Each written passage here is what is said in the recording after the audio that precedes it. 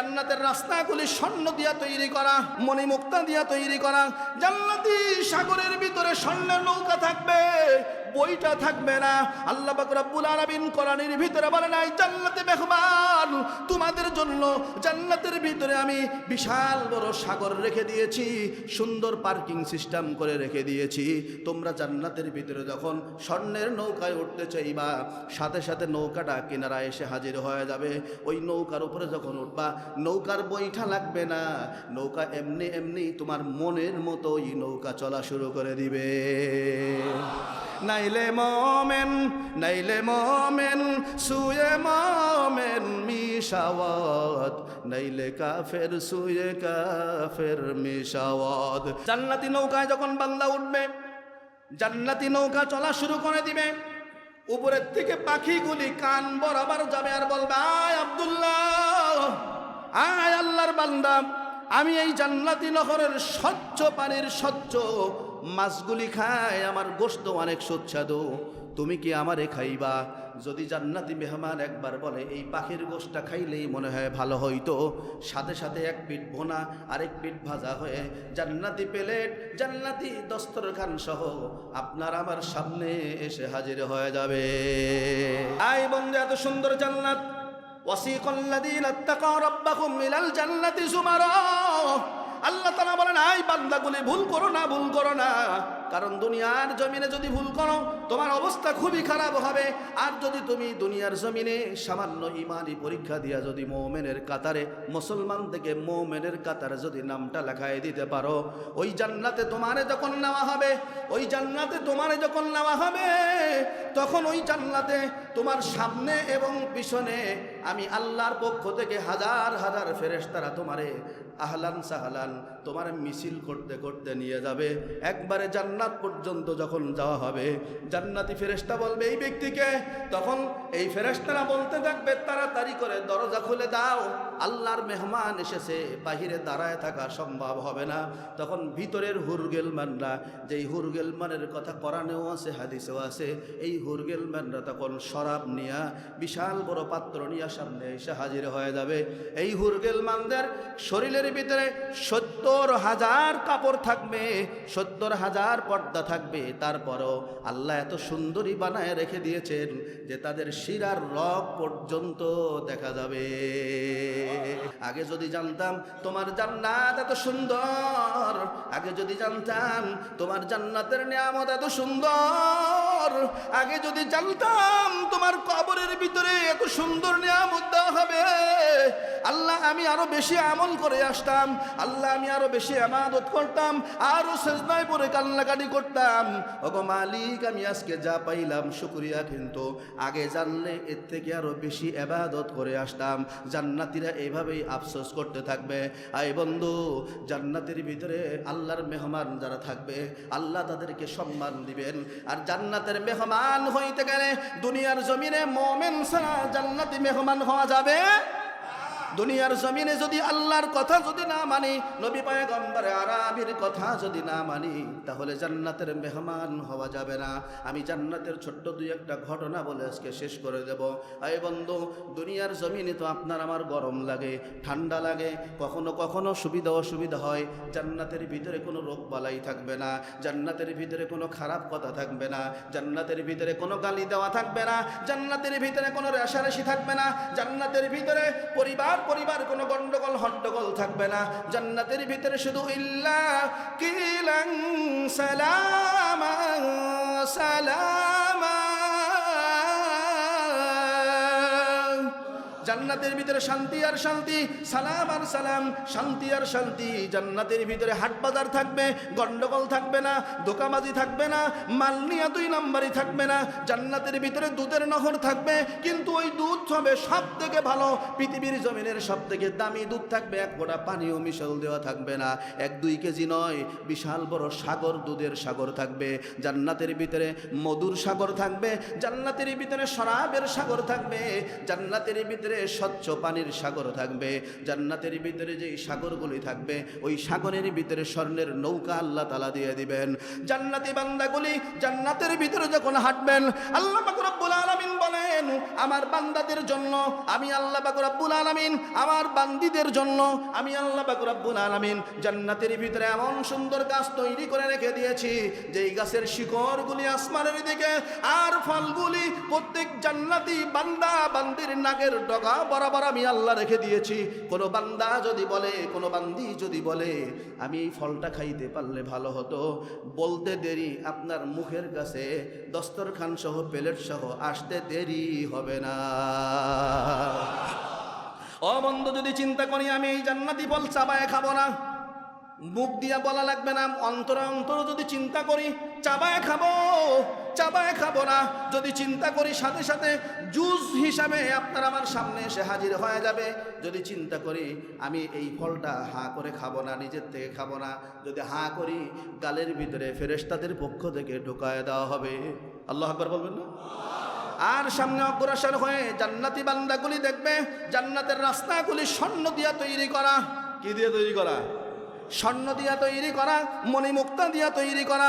জান্নাতি সাগরের ভিতরে স্বর্ণের নৌকা থাকবে, বইটা থাকবে না।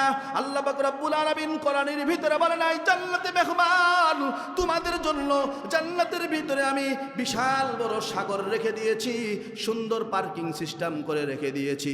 তোমরা জান্নাতের ভিতরে যখন স্বর্ণের নৌকায় উঠতে চাইবা, সাথে সাথে নৌকাটা কিনারায় এসে হাজির হয়ে যাবে।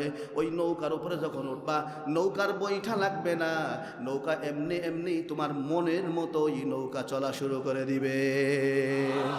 নাইলে মোমেন, নাইলে মোমেন সুয়ে মোমেন মিশাওয়াত, নাইলে কাফের সুয়ে কাফের মিশাওয়াত। আই বন্ধু, মোমেনদের সম্মান কে দিবেন বলেন? আর একটু আসতে পারেন, মোমেনদের সম্মান কে দিবেন? কাফেরদের দুনিয়া আছে, আখেরাত নাই। মানে আখেরাত নাই, মানে আখেরাতে তাদের শাস্তি আর শাস্তি, আর দুনিয়ার জমিনে মোমেনদের কয়েকদিন কষ্ট, কিন্তু এই কষ্টের বিনিময়ে সারাটা জীবন মোমেনদের শান্তি আর শান্তি।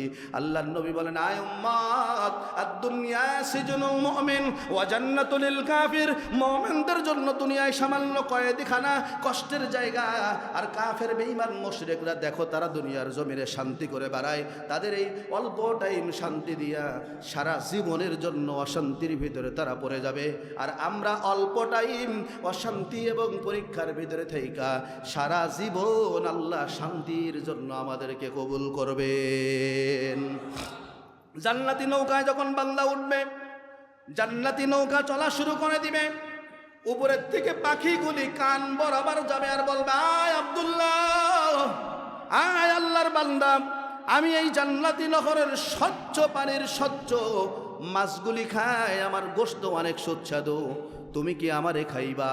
যদি জান্নাতি মেহমান একবার বলে এই পাখির গোশতটা খাইলেই মনে হয় ভালো হইতো, সাথে সাথে এক পিঠ ভোনা আরেক পিঠ ভাজা হয়ে জান্নাতি প্লেট, জান্নাতি দস্তরখান সহ আপনার আমার সামনে এসে হাজির হয়ে যাবে। সুবহানাল্লাহর আওয়াজ শুনে বোঝা গেল জান্নাতের মেহমানের ওই মেহমানদারি আপনারা কবুল করবেন না। আপনারা কি জান্নাতের ভিতরে সবাই যাইতে চান? আওয়াজ দিয়ে বলেন, সবাই যাইতে চান? কারা কারা জান্নাতে যাইতে চায় এবং জান্নাতের সব নিয়ামত উপভোগ করতে চাই? দুই হাত উঁচু করে আল্লাহকে দেখায় দিন। সকলে আওয়াজ দেবে আল্লাহু আকবার। আল্লাহ আমাদের সকলকে দুনিয়া এবং আখেরাতে সর্বোচ্চ ভালো এবং জান্নাতের সর্বোচ্চ মেহমান হিসাবে কবুল করুন, বলেন আমিন। বান্দা যখন চিন্তা করবে এই পাখিটা এক পিঠ ভুনা আরেক পিঠ ভাজা হয়ে আমার সামনে এসে হাজির হয়ে গেছে, চাবাইতে একটু আমার অলসতা লাগে। যদি জান্নাতি বান্দা চিন্তা করে চাবাইতে অলসতা লাগে, সাথে সাথে গালটা হাঁ করবেন, গালের ভিতরে ওই গোশতগুলি ঢুকায় দেওয়া হবে। যদি আপনি চাবানি দেন, আল্লাহর রাসূল বলেন আমার উম্মতের এক একটা চাবানির ভিতরে আল্লাহ 70 থেকে 70,000 প্রকারের স্বাদ গালের ভিতরে দিয়ে দিবে। আই বন্ধু, এত সুন্দর জান্নাত। ওয়াসিকাল্লাযীনা ইত্তাকাউ রাব্বাহুম ইলাল জান্নাতি যুমারা।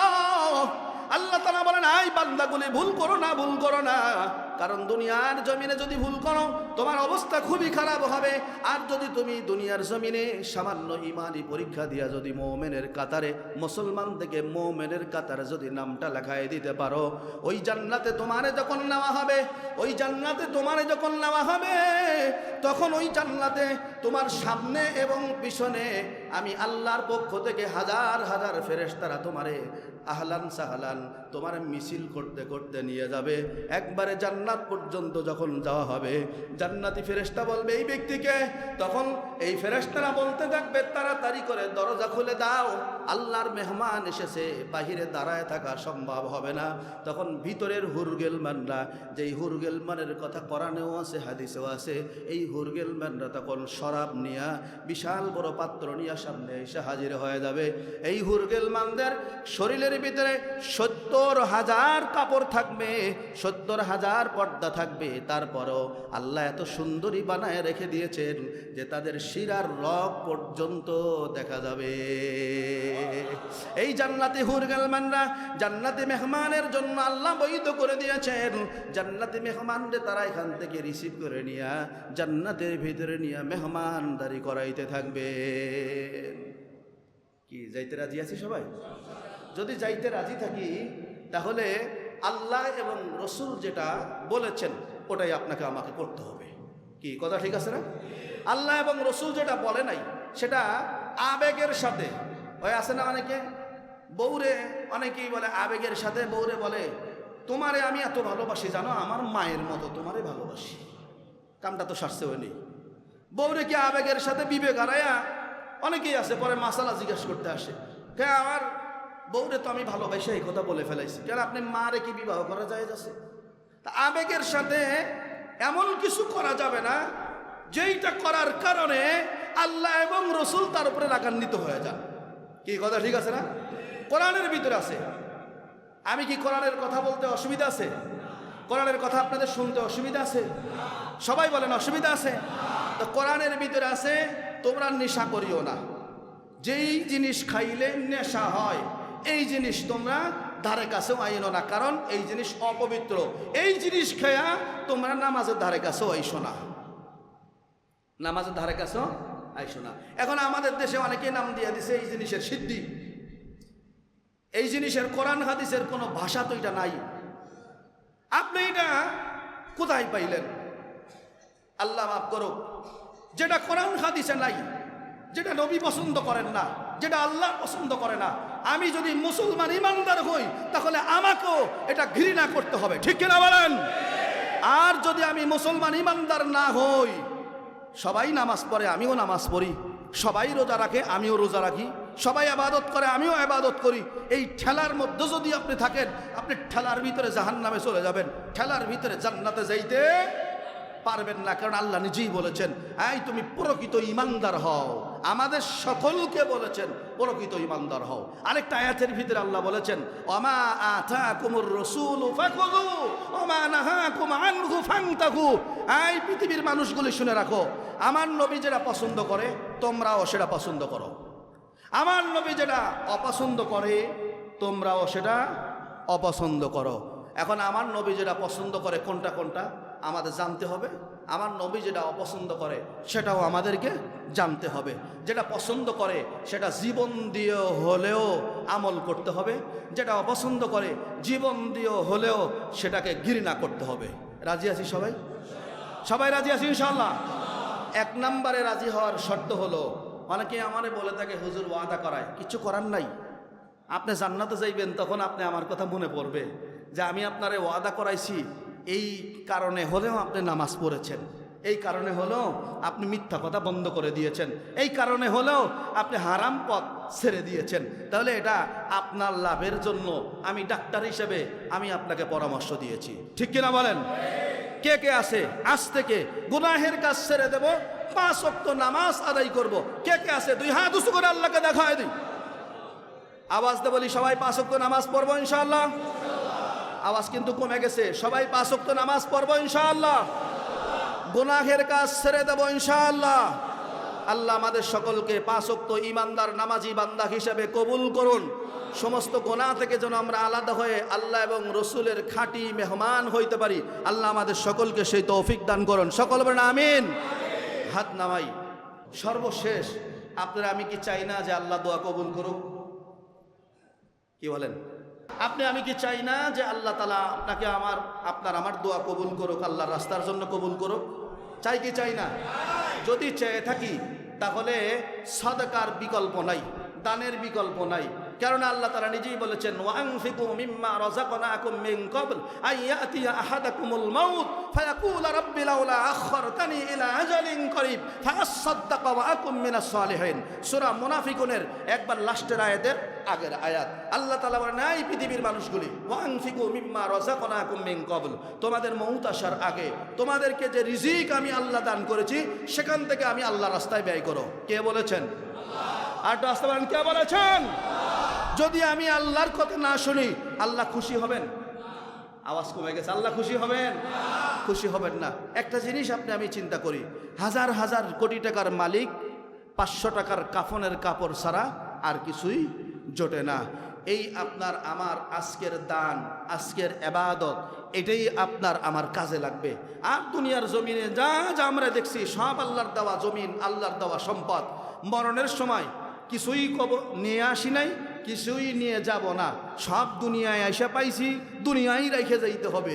এর ভিতরের থেকে আমি যতটুকু এই ঘরে দান করব, আল্লাহর নবী বলেন, যেই ব্যক্তি আল্লাহর ঘরে দান করে আল্লাহ জান্নাতের ভিতরে তার একটা বাড়ি তৈরি করে দেন।